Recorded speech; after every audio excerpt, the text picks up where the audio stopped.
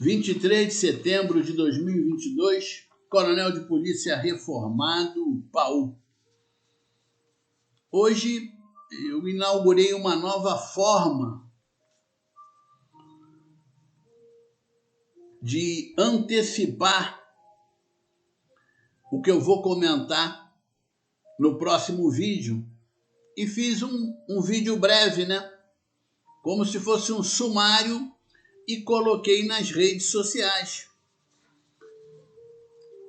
Eu acho a ideia interessante porque, de repente, o assunto que eu coloco ali é de interesse de um determinado grupo, e aí esse grupo assiste o vídeo. O primeiro tema, eu acho que é de interesse de todos nós, veteranos e pensionistas, que estamos sendo violentados pelo governo Cláudio Castro, que ainda não reparou o dano causado já há 9 meses, né?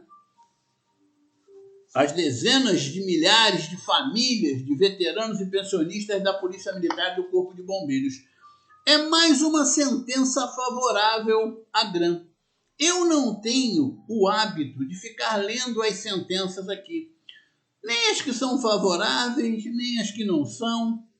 Até porque o número cada vez tende a ser maior. Agora, eu achei interessante nessa sentença, e eu vou fazer uma breve leitura aqui. Quer dizer, parte final da sentença. Note-se que não se trata de buscar paridade com aqueles militares da ativa, mas ao contrário, que o aumento da remuneração base concedido a estes seja implementada a todos sem qualquer distinção. Então aqui o judiciário está dizendo que deram um segundo aumento para os ativos e que tem que dar também para veteranos e pensionistas. Por conseguinte, a gratificação de risco de atividade militar, GRAM, deverá ser implementada no contra-cheque do autor. É importante ressaltar que a GRAM não poderá ser cumulada com o pagamento da gratificação de inatividade. A maioria das sentenças está sendo nesse sentido. Isso, inclusive, é o que estava previsto no artigo que foi inserido por uma emenda na LERJ, que o governador vetou e que a LERJ não derrubou o veto. Manteve o veto. Olha só. Foi criado na LERJ, o governador vetou e a LERJ manteve o veto.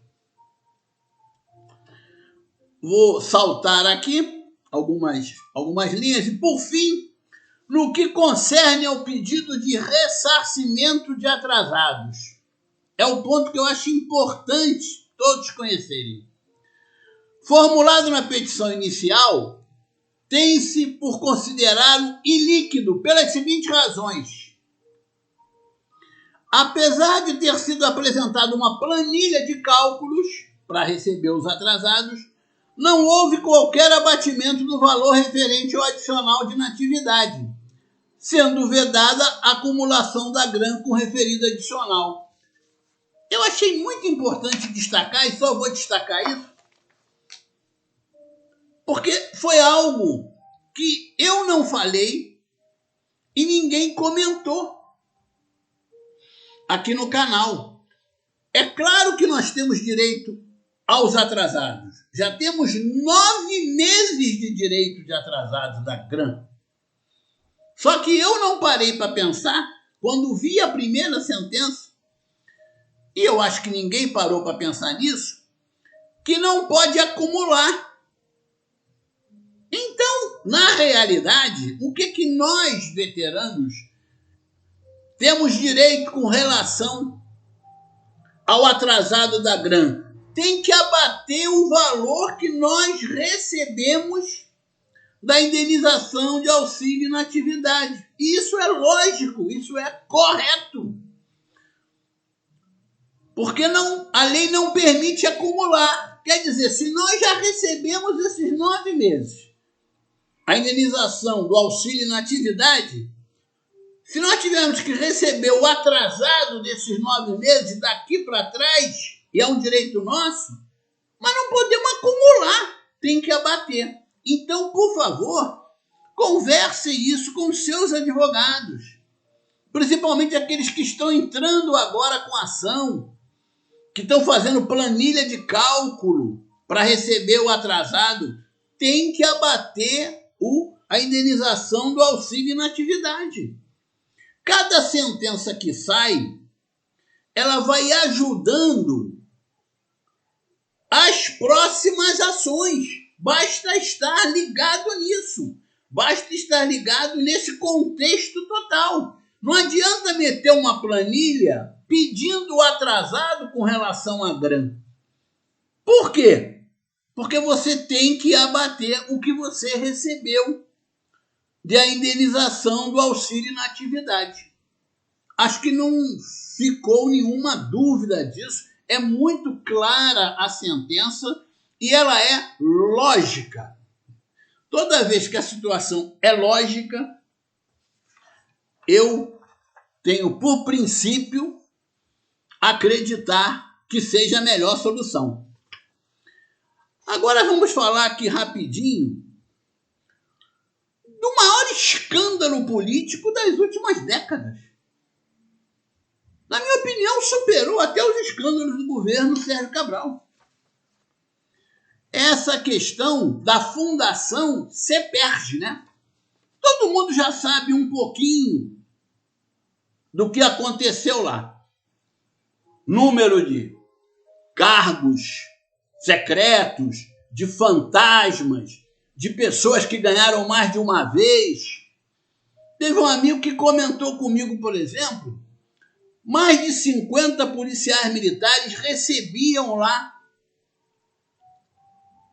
um prolabore, um vencimento, seja lá o que for, como eles chamam lá, na Fundação CEPERJ. Alguns já eram adidos à Alerj. Quer dizer, esses policiais recebiam da polícia, da Alerj, se eles fossem nomeados no gabinete de algum deputado, ou tivesse uma função administrativa lá, e do CEPERJ. Isso é um escândalo. O CEPERJ é um escândalo gigante. Eu vou usar uma expressão aqui e vou pedir desculpas às senhoras que assistem, às vezes ao lado dos seus esposos, às vezes são pensionistas que assistem. Eu vou usar uma expressão meio chula. O CEPERJ, nem se usa mais isso. É do meu tempo, lá atrás. O escândalo do CEPERJ pode ser resumido na seguinte frase: batom na cueca. Não tem como explicar. Uma mancha de batom na gola da camisa, você pode ter encostado no ônibus, né? Agora, uma mancha de batom na cueca não dá para explicar. É o flagrante. Então, o CEPERJ é batom na cueca. Isso tem que dar cadeia para muita gente. É claro que, como é uma coisa gigantesca, eu ouvi falar em 28 mil cargos. Para você investigar isso, você não consegue fazer da noite para o dia. Nós já sabemos que tem PM recebendo nessa situação. Nós já sabemos que tem gente que recebia e não trabalhava. Nós já sabemos que tem gente indicada por deputado federal e deputado estadual. Isso tudo a mídia já deu. Eu vou trazer mais uma matériazinha da mídia, bem rapidinho, para se ter uma ideia como não se deve especular que isso não vai dar nada. Inclusive para o atual governador do estado do Rio de Janeiro. Olha a matéria. Pequenininho. O governador Cláudio Castro determinou o fim de 8 projetos da Fundação Centro Estadual de Estatística, Pesquisa e Formação de Servidores Públicos do Rio, CEPERJ, após a Comissão Especial da Auditoria e Transparência, criada pelo próprio Estado, depois que estourou o escândalo, é claro, apontar irregularidade no programa. 6 serão extintos imediatamente, 6 programas, e 2 em até 15 dias. Entre as irregularidades apontadas estão 714 forasteiros. Forasteiros que receberam 4,5 milhões no total. Foram encontrados 1.655 saques feitos em Brasília. Tinha gente lá em Brasília que recebia dinheiro pela Fundação CEPERJ. 1.655. Espírito Santo, Minas Gerais, Rio Grande do Sul e São Paulo. Corrigindo, 1.655 saques foram feitos em Brasília, no Espírito Santo, em Minas Gerais, Rio Grande do Sul e São Paulo. Vários estados, pessoas recebiam dinheiro da Fundação CEPERJ. Isso tem que dar muita coisa para muita gente.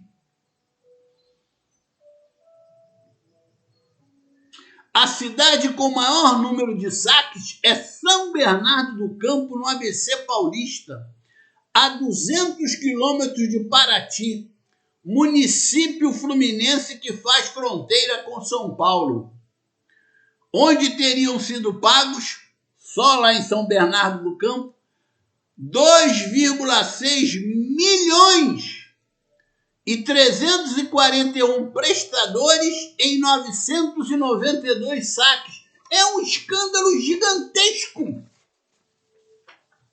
Por isso, olhando o contexto, eu sempre falo isso. Tem hora que a gente tem que ir lá no detalhe, mas a gente não pode perder o todo da história. Não vai sobrar para o governador isso? Você acha que não vai sobrar? Não existe o risco de em 2022, não. Mas 2022 não. Mas 2023, caso o governador Cláudio Castro seja eleito, que o governador em 2023 seja o Thiago Pampolha, isso até já foi falado em debate. Se você olhar o contexto, efetivamente, isso pode acontecer. Não podemos esquecer que já tivemos 5 governadores presos. Só nesse governo Witzel Castro, 5 secretários estaduais presos. Agora, é um volume de pessoas recebendo indevidamente gigantesco. Para investigar isso, demora. Não vai dar para investigar até o final da campanha eleitoral. Então vai ter muito incauto votando em Cláudio Castro. Por isso, eu vou votar no Ganime, 30. Eu fiz um comentário também sobre a questão de contextualizar a situação com relação aos ativos. E surgiram alguns comentários. Um comentário diz o seguinte: enquanto o senhor está falando que pode acabar a promoção por tempo de serviço, estão dizendo que poderá aumentar as promoções por tempo de serviço. Olha, eu não quero de forma nenhuma prejudicar ninguém em campanha. Eu não sei nem quem é que está prometendo esse tipo de coisa. Mas se alguém está prometendo, eu torço para que dê certo. Porque se for para o bem, a gente tem que torcer para dar certo. Agora, está na contramão do contexto atual. Eu já falei aqui. Qual é o contexto atual no Brasil? Está se gastando demais com inativos, no nosso caso, e aposentados, e pensionistas. Se alguém tem alguma dúvida disso, olha aqui no Rio de Janeiro, se não foi criado o abono permanência. Alguém acha que foi criado o abono permanência para ajudar o policial militar ou o bombeiro militar? Ou qualquer outra categoria? Não! foi criado para essa pessoa não passar para inatividade, aumentar ainda mais a folha de inativos e ter que contratar um novo e pagar o salário. O abono permanência foi criado com esse objetivo: economizar para o Estado. Então, dentro dessa lógica, o abono permanência não deve acabar. Muito pelo contrário. O abono permanência deve até ser mais vantajoso. Agora, eles são contra todo o crescimento vegetativo. Tem um que eles não podem impedir, não podem evitar. Nas instituições militares, por isso eu falo tanto, não podemos perder a natureza militar, são as promoções. Mas as promoções, vamos chamar assim entre aspas, as normais. A promoção por tempo de serviço, esse plano de carreira, foi criado em determinado momento. Então ele agora está criando um crescimento vegetativo. Então, dentro do contexto, se me perguntarem, isso vai continuar a vida toda ou tende a acabar? Eu arriscaria o meu dinheiro no tende a acabar. Quando? Não sei, mas tende a acabar. Sabe por quê? Salvo o melhor juízo e respeitando todas as posições contrárias, você, por exemplo, é cabo de polícia militar ou cabo do corpo de bombeiros militar. Aí você está nesse plano inserido. Então você está contando o seu tempo para a próxima promoção.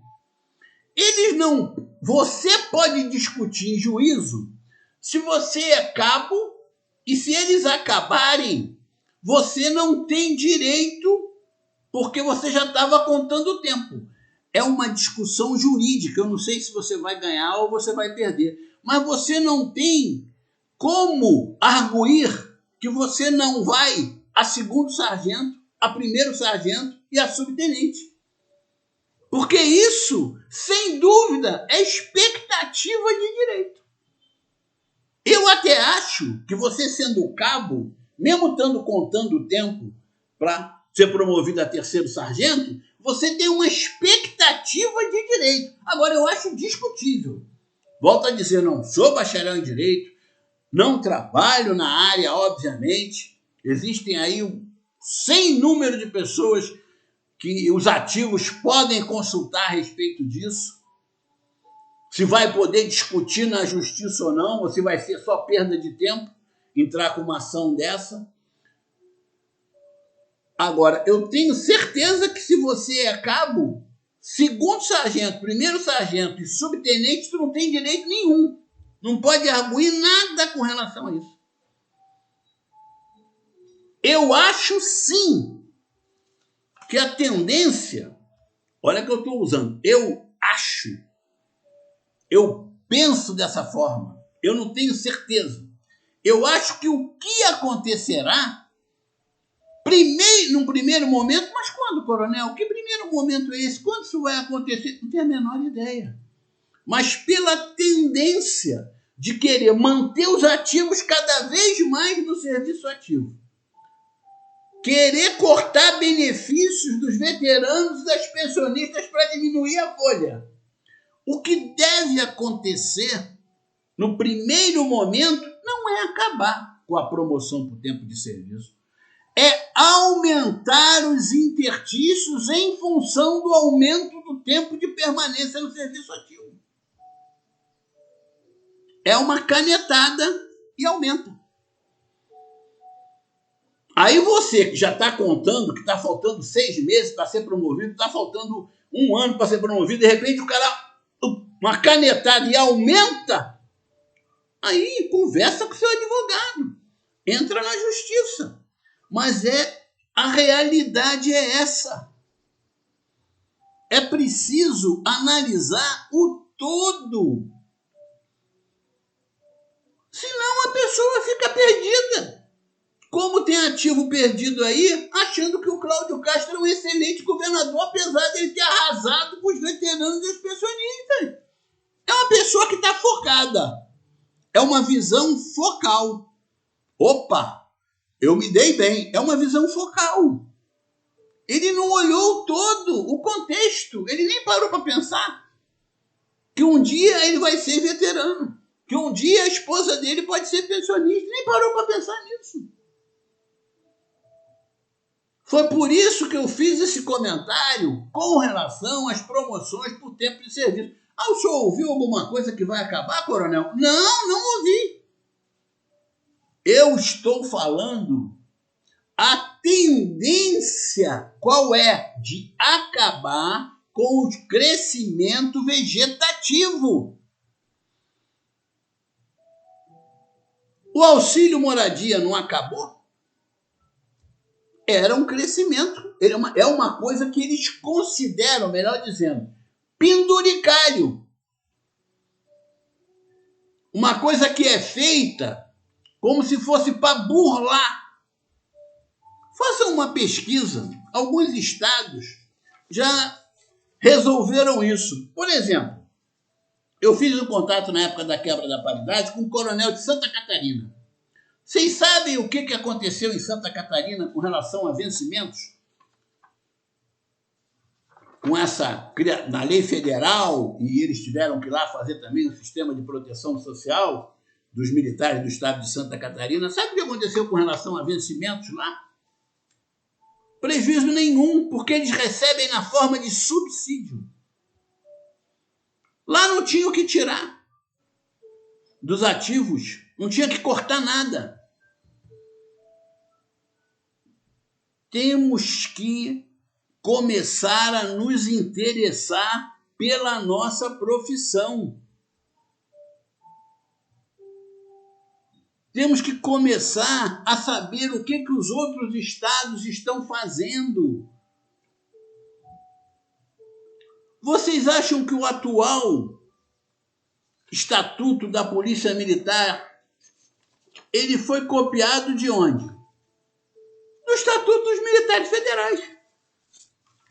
O do Bombeiro, da mesma coisa.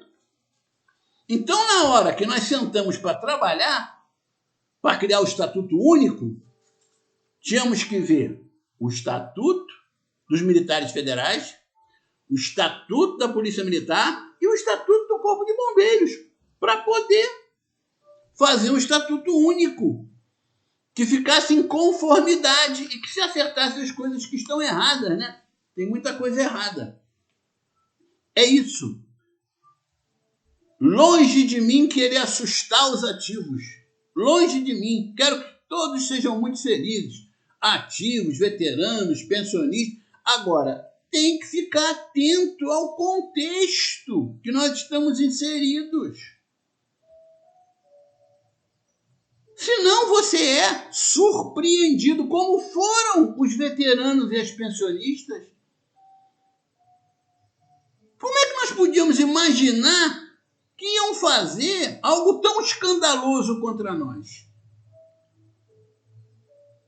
Não podíamos imaginar que o nosso comandante-geral da Polícia Militar, que o nosso comandante-geral do Corpo de Bombeiros fosse permitir que fizessem isso com veteranos e pensionistas. Quem é que, pela cabeça de quem passou isso? Eu tenho certeza que de ninguém. E passou, aconteceu e nós estamos sofrendo prejuízo. Quem poderia imaginar que os ativos não iam ombrear conosco? Os ativos não ombrearam.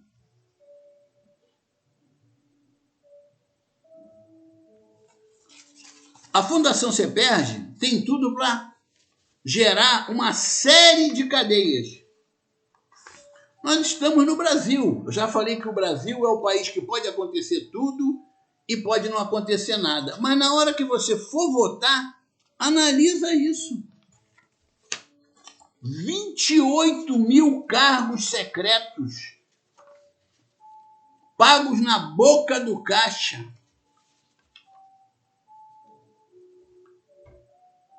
Com apadrinhados de deputados estaduais, deputados federais, até policiais militares, deve ter bombeiro militar também, ainda não ouvi essa notícia, mas deve ter 28 mil cargos. Tem gente de fora do estado do Rio de Janeiro, como eu li, recebendo o dinheiro, o nosso dinheiro. Isso não vai dar nada? Pode ser, né? Que não dê nada. Agora, eu acho que deve se avaliar que pode dar alguma coisa. E você que vai votar no Cláudio Castro pode estar votando no vice dele, como aconteceu com quem votou no Witzel. Quem votou no Witzel acabou dando a cadeira para o Cláudio Castro. Pode se repetir o fenômeno de novo. Só que dessa vez quem vai sair da cadeira é o Cláudio Castro. Pensem sobre isso, analisem o contexto todo eleitoral. Busquem o melhor candidato para vocês. Com esses grupos políticos que nós temos aí, nós estamos há décadas sofrendo. Não é só a Polícia Militar e o Corpo de Bombeiros, não. É a saúde, é a educação, é a Polícia Civil. É todo mundo, é a população como um todo. Hoje eu vi uma reportagem, mais um roubo de carga. A carga toda foi roubada. Aí o caminhão foi recuperado. O responsável pela empresa que esteve no local falou: estamos saindo do Rio de Janeiro. Ninguém aguenta. Tem uma prestadora de serviço para mim, uma empresa, que ela disse assim: Paulo, lamento, não tivemos como fazer a entrega hoje. Houve uma ocorrência. Eu falei: ué, que ocorrência? Aconteceu um acidente, alguma coisa? Alguém se machucou? Não. O carro foi assaltado. A segunda vez esse mês. Quer dizer, é a violência completamente fora de controle no estado do Rio de Janeiro. Hoje o noticiário daqui foi guerra entre traficante e miliciano. Onde? Lá no interior do estado? Não, aqui na capital. Na zona norte da capital fluminense. Tá tudo dando errado. A culpa é de quem? Desses políticos que estão aí. Que vem se sucedendo, vem trocando. Como eu já expliquei aqui várias vezes. Para mudar, tem que mudar os políticos. São eles que fazem a gestão da nossa vida. Nós não podemos fugir disso. Não podemos. Nós podemos não gostar de política, mas nós temos que entender um pouquinho da ação dos políticos, principalmente na hora de votar. Se você gostou desse vídeo, deixe seu like, compartilhe, inscreva-se no canal. Vamos continuar evoluindo nessa troca de mensagens, formação de conhecimento, eu aprendendo muito mais. E nunca esquecendo, desde 2007, juntos somos fortes.